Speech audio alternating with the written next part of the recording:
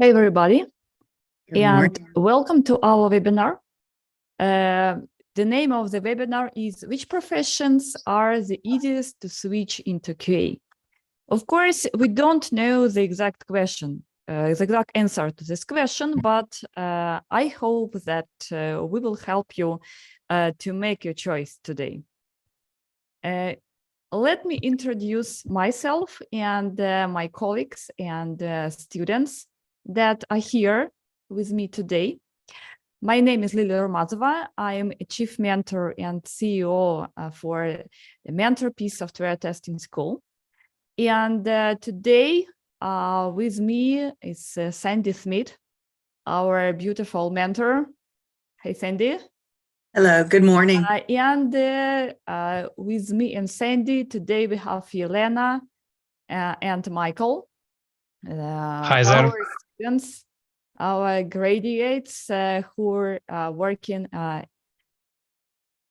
in internship today. And right now, Paulina joined us. Paulina is our graduate who completed our course and the internship about 2 weeks ago. And let me explain how our webinar will be going today.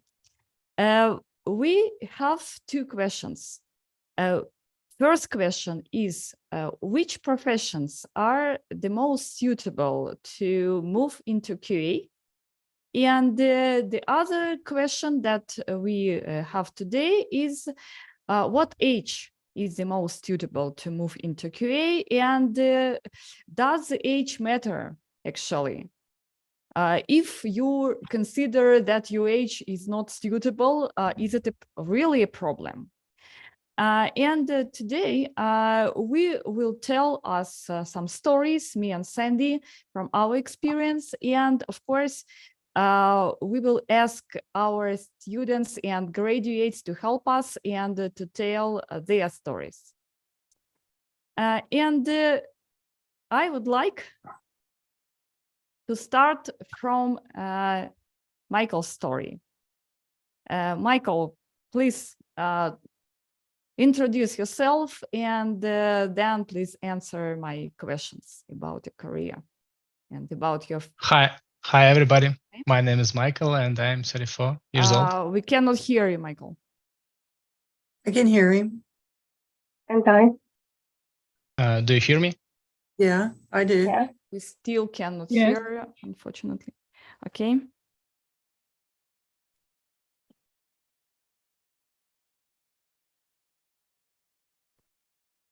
Should I continue? Yeah. Do you hear me? Yeah. Okay. So I'm 34 years old and I was a project manager in trading company for a few years. Mostly projects were different. Mostly it was some business solutions. Till once I have worked on ERP implementation. But I didn't manage as developers. They were external team, and I was like product owner for them. Okay, Michael, why did you decide to move into QA? For that moment, I was already interested in IT sphere and wanted to participate in something really significant. Technologists were always more my passion.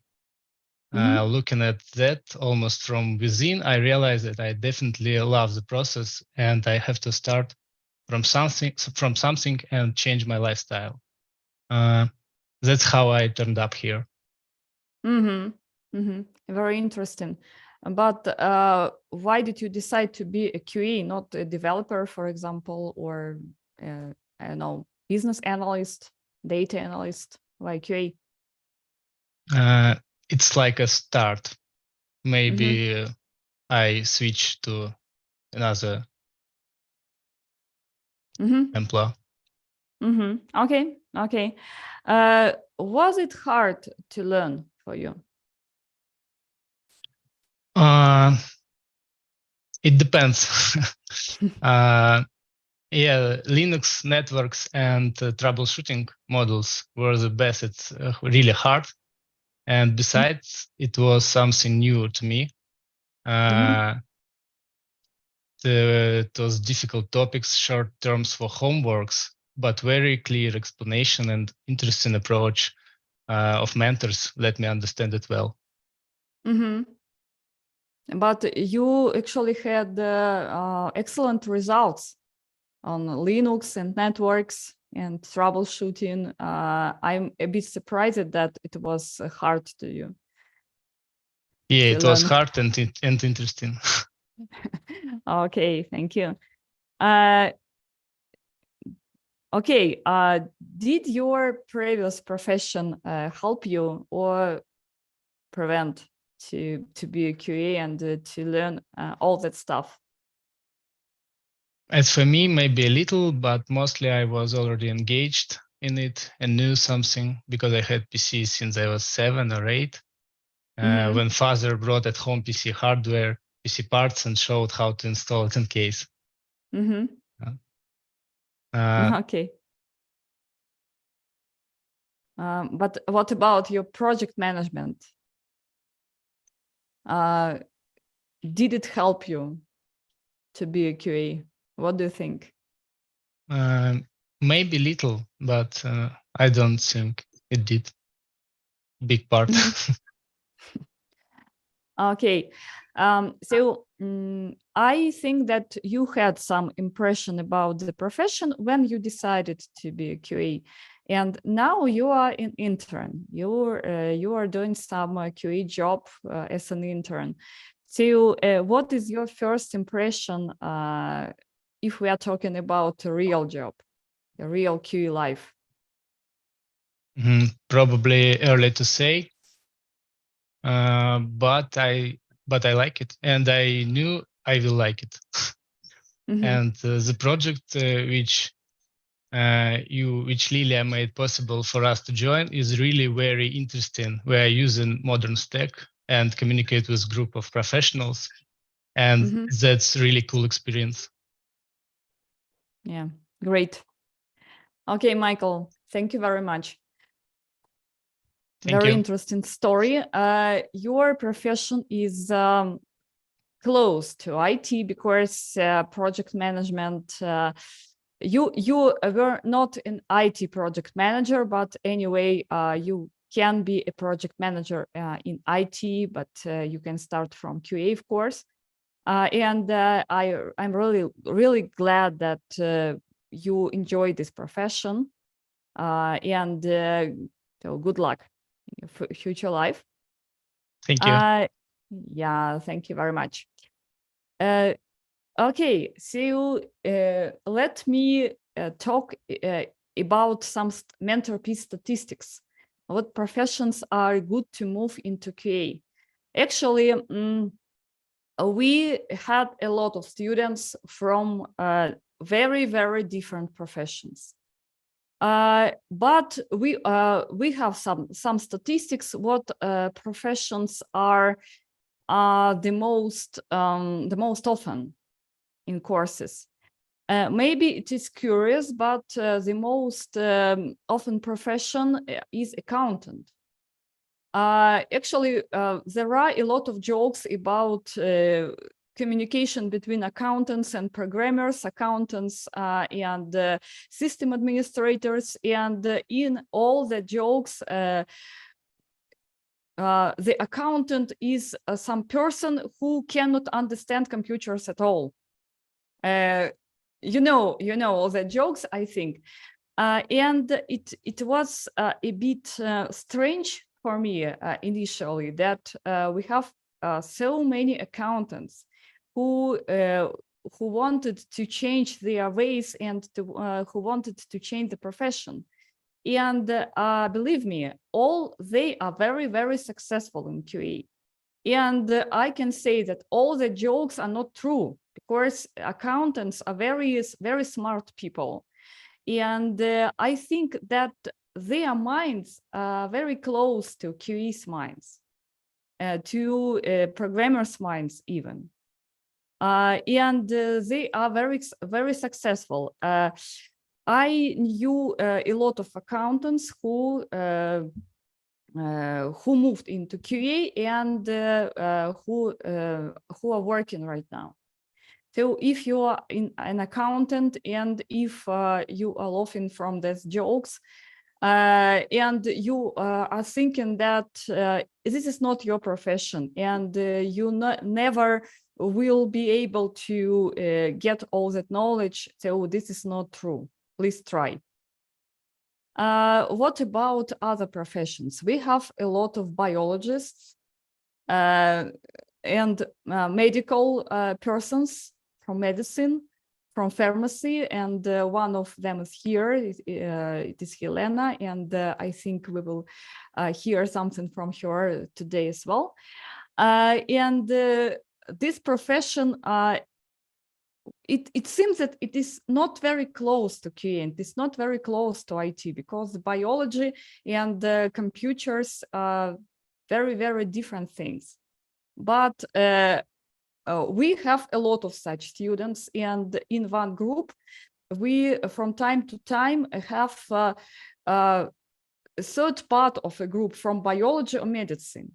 And all of them are very successful, and maybe because they are very smart.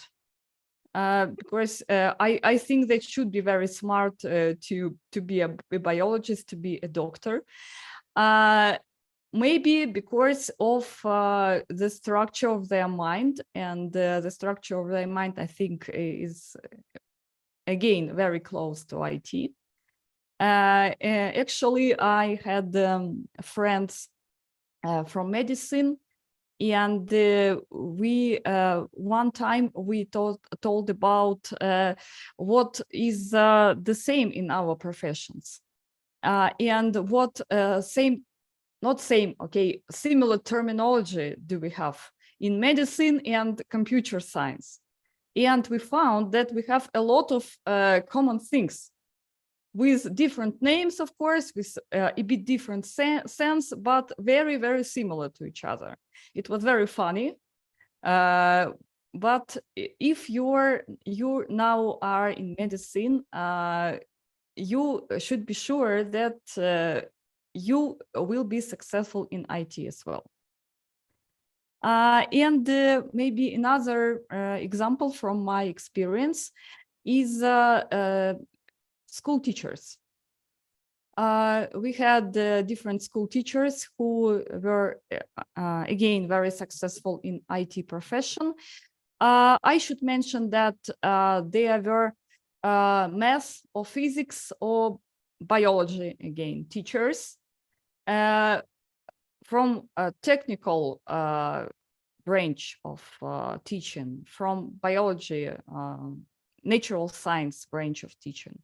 But they were very successful because they know how to communicate with people.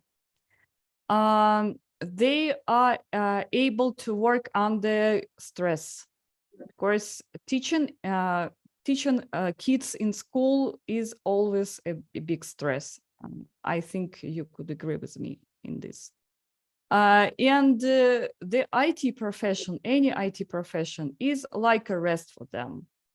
Okay, so many adequate people, no kids, so many interesting activities. So if you're a teacher and if you are thinking to change your way and to go into IT, please try. You should be able to do it.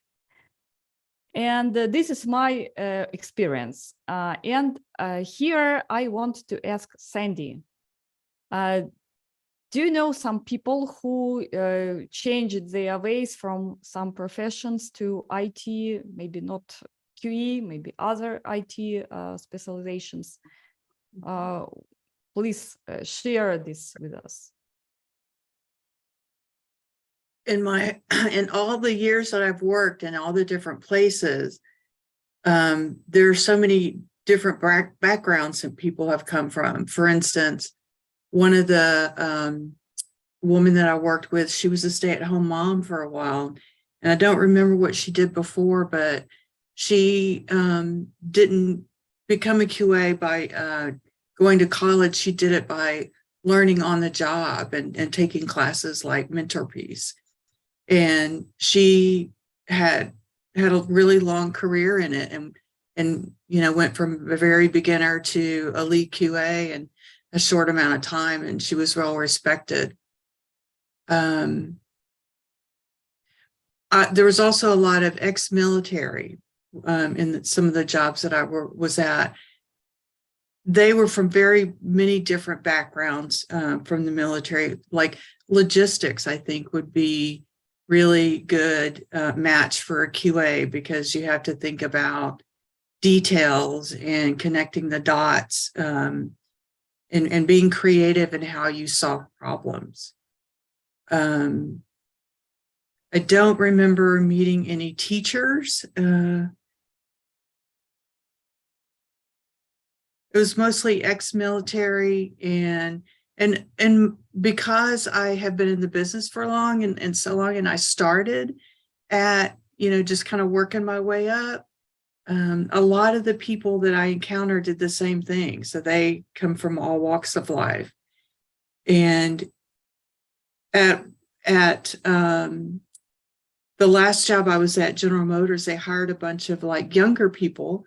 And they had degrees. They hired them out of college, but they had degrees in like literature or business. It didn't necessarily have to be IT. Mm-hmm. Very interesting. So military. Yeah. Another example here is if you're a military person, please come to us, and probably you will be a good QA. Yeah. And there's been one program in the city where I live where they help mothers go back to work. So mothers that worked before, and then they took some years off to raise their kids.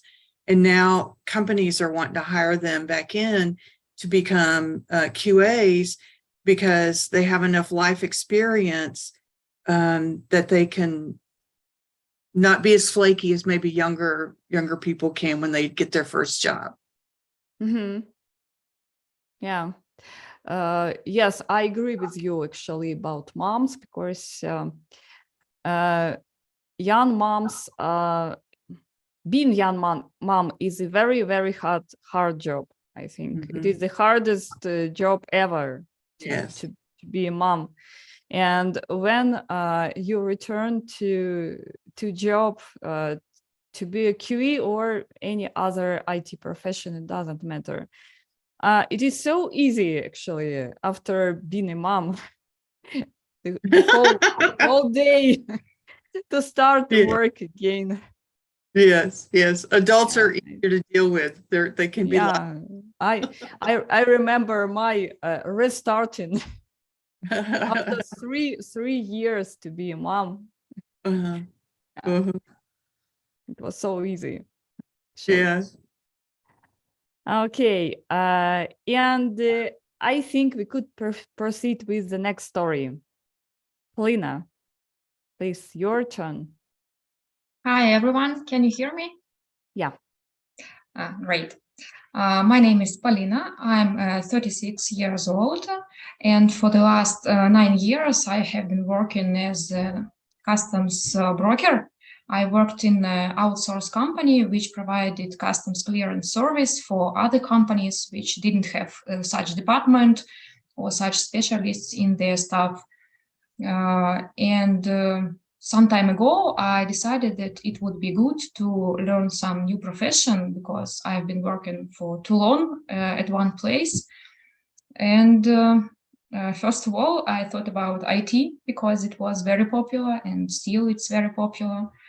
And I made a small investigation about a great variety of IT professions, and I decided that quality assurance is a little bit similar to my previous profession. That's why I tried to get this profession, and I finished the course already. And I'm glad that I've chosen QA, because I really liked it. And it turned around exactly the same what I expected in the beginning of the course. And I like this job. And it's really similar to my previous in some points, not in general, but some skills are useful in QA. Polina, was it hard to learn? Well, in general, no, because testing theory is not so big, and it was clear during the course how it was explained, and it's okay. But it was a little bit hard because I didn't have technical background, and QA should understand some technical things. But actually, it wasn't so hard. It was real, and it was interesting. So even the technical modules, the technical things like Linux or networks, troubleshooting, all this stuff, how it was? The hardest were the technical modules. Yes, the hardest one for me was Docker lesson, because this is something from DevOps. It is advanced level. And my beloved Linux module was hard, but it was very interesting, challenging. And finally, I am proud that I understood it. And I even installed Ubuntu on my laptop, and now I can work in command line, and it's okay for me, no problems. Maybe troubleshooting was a little bit complex because there are many topics in one module, and for the first time it's not so easy to combine them. But I think it just needs more practice, and it's okay. Okay, so you have just graduated from the internship, and now you could share your impression about the real job. Is it similar to what you thought before you entered the course? On the one hand, it is the same as I expected from the job in terms of working process. We had some time for regular everyday job and some time for some creative job like test cases and so on. But in terms of team, it overcame all my expectations because the company was great and the team was cool. Onboarding was very, very good, and we could ask all the questions, and all the guys were so friendly, and I liked the internship very much, and I'm 100% sure that I want to continue my career into QA in IT because I liked the atmosphere, this agile processes which seemed scary for me. I didn't understand it before, but now I understand. It's clear, it's great, it's comfortable to work in such conditions. And I really liked my internship, and it helped me to understand how it works and what will be in future on my job. Good. So I wish you good luck, and I'm absolutely sure that your next job will be the same or maybe even better than we had on the internship. Of course, for our audience, Polina is a very good student. Her results are spectacular. So I think that she will be very successful in QA job. Thank you. Thank you, Polina. Okay. How often do people change the profession? What do you think, Sandy? And from your experience, how often do people change the profession? I know whenever I was younger, I'd go to job, but that's not really changing professions. I would go from job to job to get experience. but most people I know don't change very often. They don't change their profession. If they're in, I think it's if you're in a job that you really like and it pays really well and it funds your lifestyle the way you want it, there's not any motivation to change. But I think if it's like a soul-sucking job that you just can't stand to go into the office anymore, then that you kind of have to change, because it's hard to live your life like that. But I think also people who are real curious, which is a very good quality of a QA, can get bored whenever they have been in a job for a long time and they kind of know how everything works and they want to learn something new to challenge them. So I'm just trying to think about, most of the people that I've worked with have not flipped into different professions a lot. I think because I'm older, and in my generation, you didn't change jobs, professions as much, but I think it's a good thing to do it because you get a well-rounded experience and you can do something that you like rather than something that you hate. Mm-hmm. Yeah. From my perspective, I can tell that the generation of my parents can say that people never change the profession, especially in some countries like ex-Soviet Union, for example. People used to get the education, get some profession, and work even in one place for the whole life. And now people are not so scared to change their lives, even if they are not very young right now.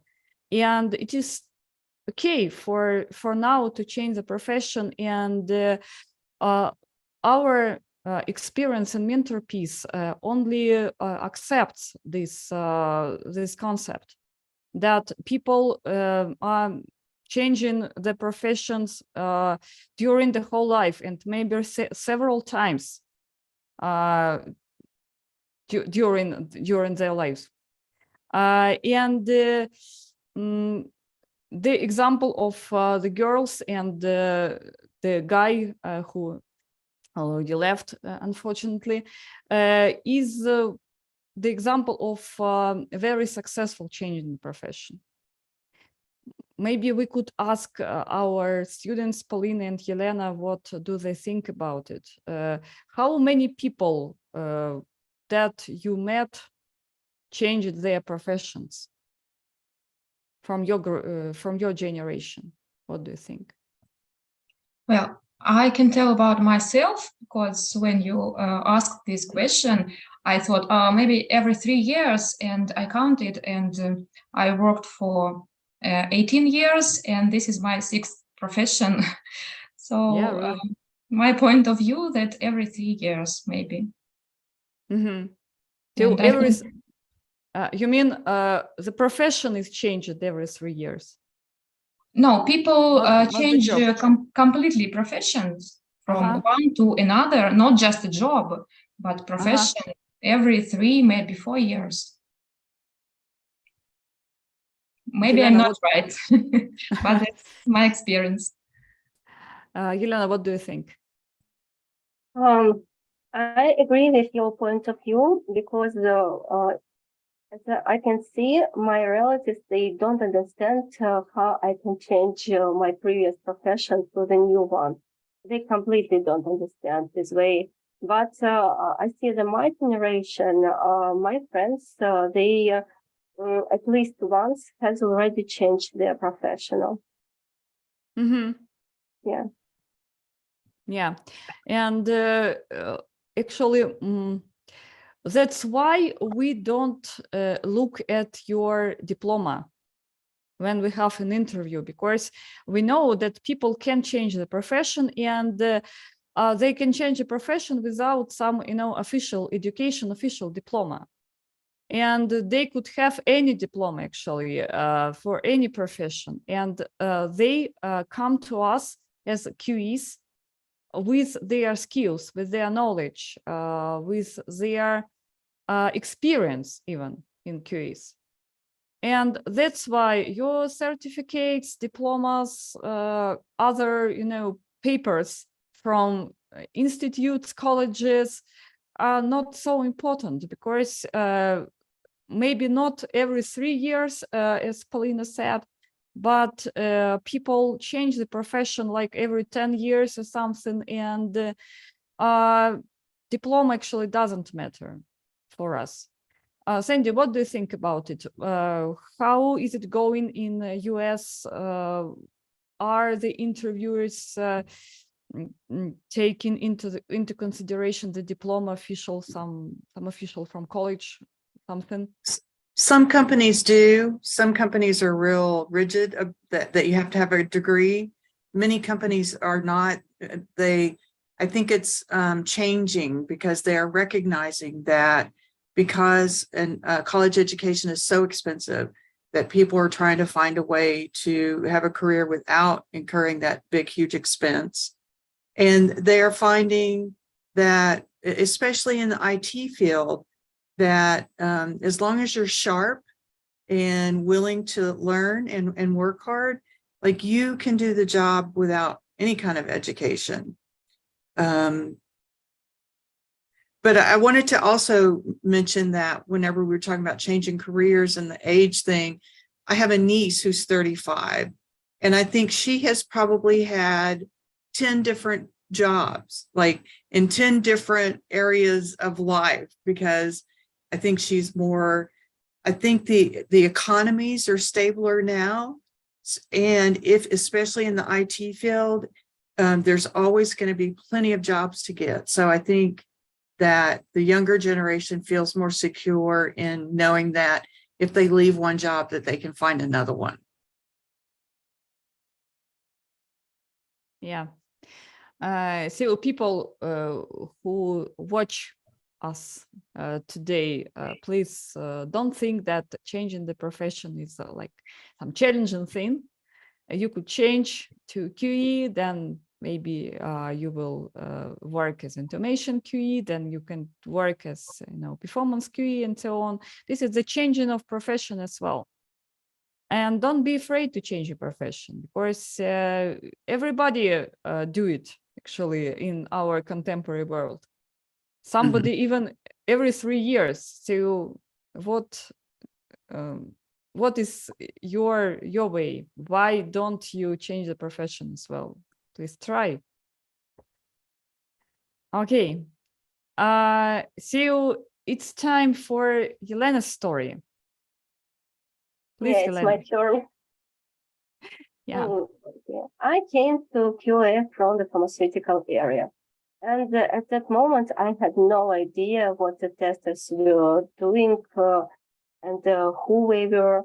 And as you can already guess, my interaction with the programs and computers was at the level of the ordinary user. And actually, many of factors lead to the decision to change the profession. First of all, in our plans were to move abroad and study at the university. And I understood that with my current profession, it was almost possible to find a job without complete retraining. And in my country, it took 7 years, and I didn't want to repeat this experience. And I started analyzing the market, and it was hard not to notice the rise in demand for IT specialists. And besides, I've always liked the idea of where you are, there is your job. In other words, work regardless of location. And after that, I started looking at different specialties, and so let's say trying them on myself. And in parallel, I was looking for good courses. It wasn't easy to find them, but I was lucky. And I'm really grateful for this course for good basic knowledge. But this course was in Russian language, and I have to find another one in English in order to improve my technical English skill. and consolidate the knowledge from the previous course. And this course turned out to be in Mentorpiece. Yeah. And there is an interesting thing, so why I chose this course. First of all, on the other hand, I was pleasantly surprised by the course program. It's a wider and it's a deeper than the previous one, as it includes such models like a network, Linux, troubleshooting. But on the other hand, these models was the hardest to study for me. It took me a very, very long time to absorb the material. But despite the difficulty of the studying, I'm glad that these materials is included in program, because this knowledge really can distinguish you from a huge number of specialists. And another reason to choose this course was the internship. The internship, it was something new. I didn't have this previously, and it was interesting to see how it goes. And to be honest, I didn't really believe that that would be a real practice. I just think that, oh, okay, internship is something not so serious. But as I see in other internships, we are really work with real company, developing a real product. And in this process, you are a part of your team. You have daily meetings, you have test cases, documentation, you access to the database, releases, and a lot of things. And I think this is the best part of this course, because you after such internship, you will be really prepared to the real world, because you have already done it in this course. Thank you, Elena. You told a lot of Yeah. a lot about the course. So the question to you from me, what about your previous profession? Did it help to learn, or did it prevent maybe? Oh, it's as you can see, it's quite far from IT. But I think in the pharmaceutical area, you have to absorb a lot of material. You have to know every medical drugs and a lot of information about them. And the medical university really learn you how to learn. And maybe this really helped me, because what you ask, what's the similar between this profession? The similar is a logic. The similar that's in other body, they have the balance part, and we have something that's out of balance. This is pathology.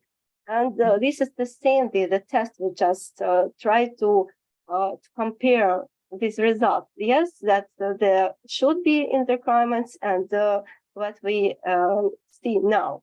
And I think it's quite similar in this way, but it's far. It's completely new knowledge. Thank you.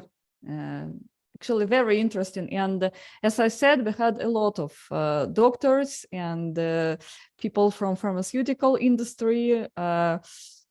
Maybe it is because they know how to learn, really. Because you really should be smart to work as a doctor or to work as a pharmacist. And you should possess logic, you should have a structural mind. And that are the things that you can use in IT, especially in QE, to be a structural person, to have some creative mind, to understand where is the pathology, where is their usual things. So to if you are from this industry and you are thinking about changing your way, you could try. You see that Yelena is successful in this.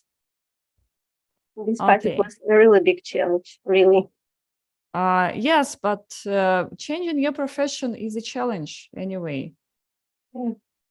Yeah, but it could be. So we discussed the professions, and the other question, very often question from our new students, from enrollees, what about the age? And I hear almost every day, I'm 30, I'm 35, even I'm 40. Is it late for me to change the profession? Is it late to go into IT? How the interviewers will look at me? How will they assess my age? And can I get the job being so like old, like 30, very old? They keep answering this question, and I think we could answer right now. Sandy, what about the situation in US? Well, of course, we have laws that say you can't discriminate on age. I think sometimes even they won't let you, they tell you not to put your age on your resume, and they can't ask what your age is if you're doing a phone interview or something. But of course, it exists, just like racism does. You're not supposed to, but people do it. I have never really had to deal with that because I was really good at my job. But I don't think that it's as prevalent in IT. Well, I want to take that back. It's a really complex situation. So if you have an inside track with the people that are working there, it doesn't matter what your age is as much as if they don't know who you are. I know that a lot of tech companies hire people right out of college because that they can pay less money for them. But I also know that many companies prefer someone older and more seasoned that has life experience that they can bring to all the issues that can come up working as a QA. So there's not an easy answer to that. It's very complex. Yeah. Actually, I agree with Sandy. During my career, I had been working for US companies, for European companies, and from some point of my career, I started to hire people myself to participate in technical interviews, in non-technical interviews. And I can answer this question from the perspective of an interviewer. First, we never look at the age when we analyze the CV. So we have the CV, we have the skills in the CV, we have the experience, and we look only to these sections of the CV. Okay, yes, if you have a photo, of course, we will look at this photo, and we, in our mind, maybe, we will assess your age, of course, but this is not a big deal for us. This is not a reason not to invite you to the interview. And maybe even opposite. If I see that the candidate is too young, I will think, oh, this guy will, for example, break up with his girlfriend. And this will be very bad for his tasks, because he will be very sad. He will constantly thinking about this breaking up. So I will better hire some man who has a family, who has kids, and he will do the job better.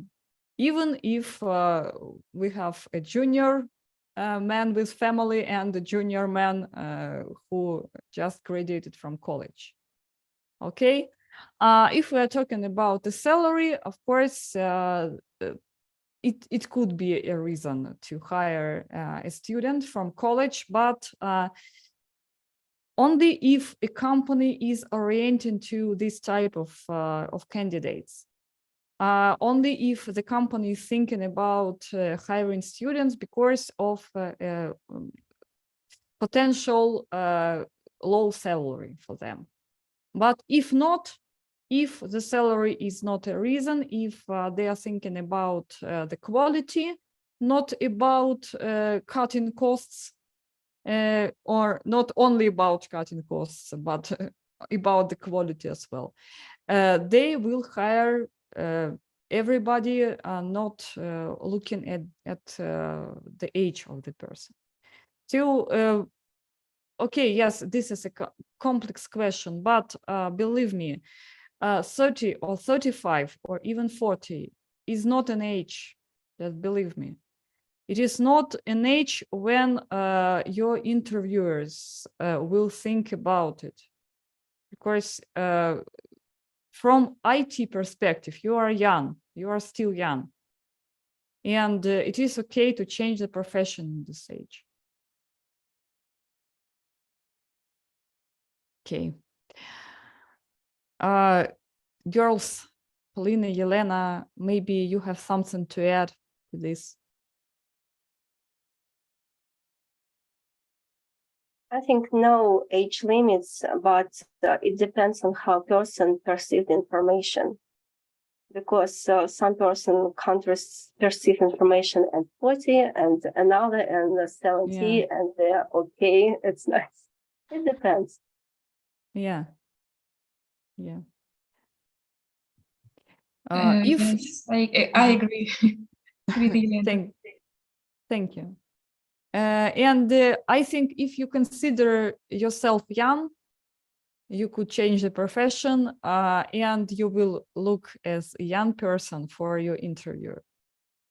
If you are thinking that it is too late for you, okay, it is too late for you. Okay, if you are thinking like that, so change your mind, and it will not be late for you to change the profession, to start a new career.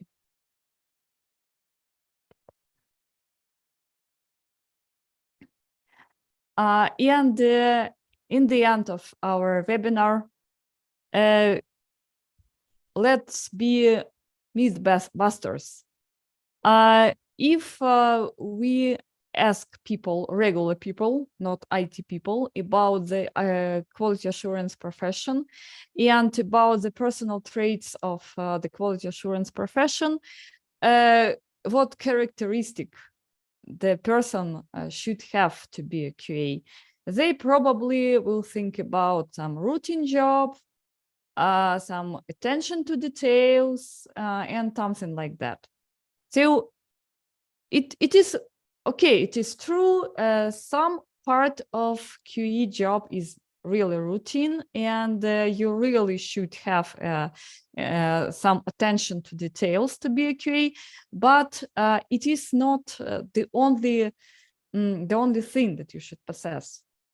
From Sandy, from your perspective, what personal traits do you have if you want to be a QA? What do you think?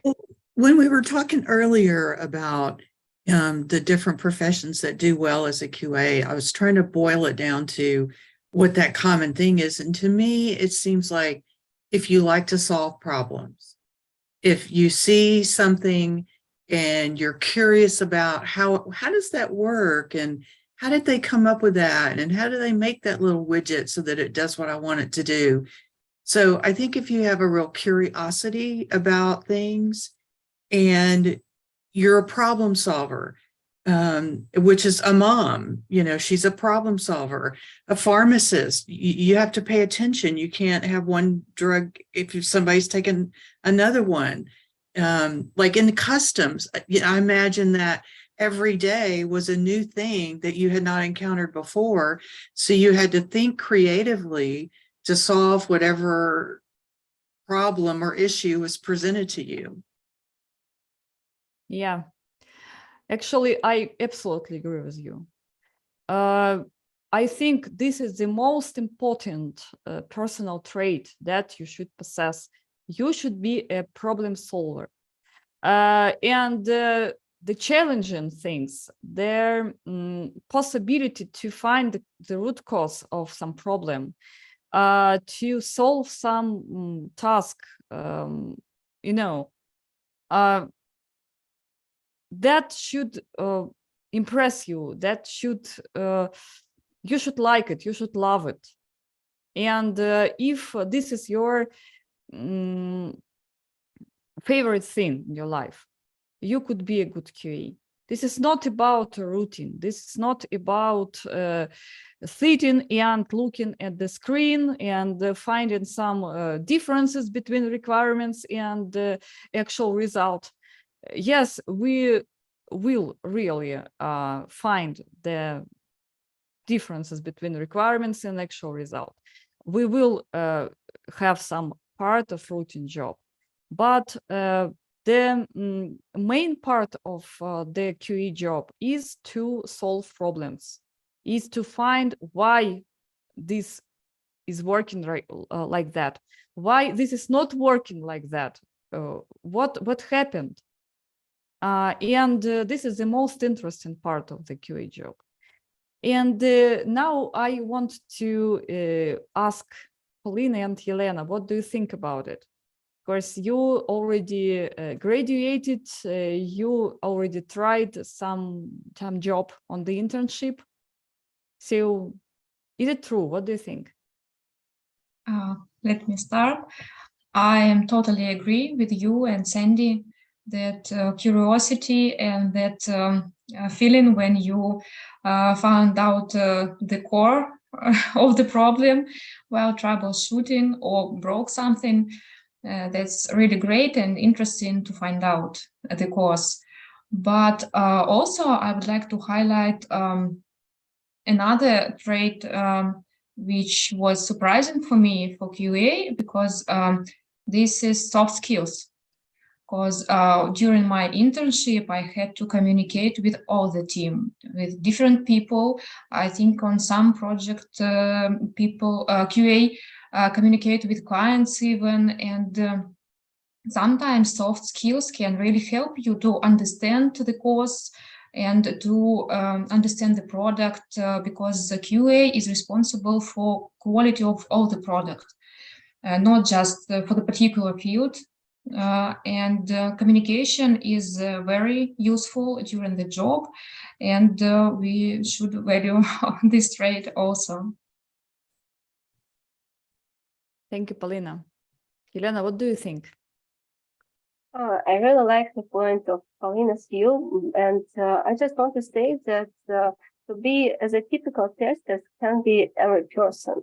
But to be a good tester, you really have to be a solve problem. You have to have appropriate skills, and one of the most things to be in interest of this profession. Because if you are not interested in, I think it's the end of the way. And if you are interested, you will improve your skill, you will improve your experience, you will teach and relearn. And yeah. Thank you, Yelena. So to sum up, you should be a problem solver. You should like to resolve something, to find the root cause. That should be your passion. And it doesn't matter from which profession you came. If your profession is about problem solving, but maybe you solved everything in your profession already, and you have nothing to solve more, and you need more challenging tasks, you could change your profession to QE, and you can join the team of QEs all over the world, because this QE, huge QE team all over the world is open for everybody, with education and without education, from technical professions and from non-technical professions, actually. If you have such mind that we discussed today, please welcome.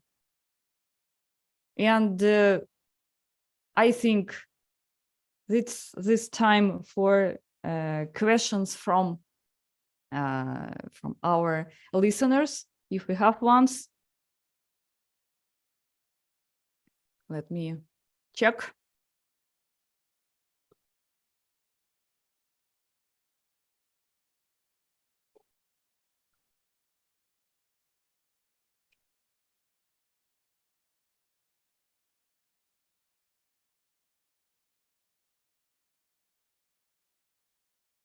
Do we have any questions on the YouTube?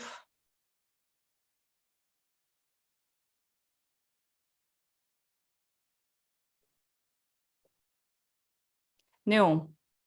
Okay, we have no questions for now.